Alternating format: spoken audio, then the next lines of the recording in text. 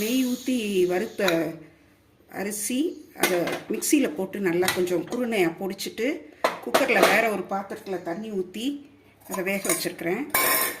நல்லாவே வெந்துருச்சு.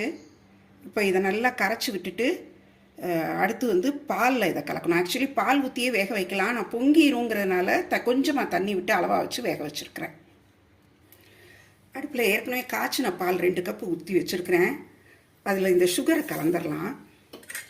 சுகரை கலந்து நல்லா கரைச்சி விட்டுடலாம். அது கொஞ்சம் கரையட்டும். இப்போ வெந்த அரிசி நல்லா ரொம்ப சாஃப்டாக குழைவாக வெந்துருச்சு.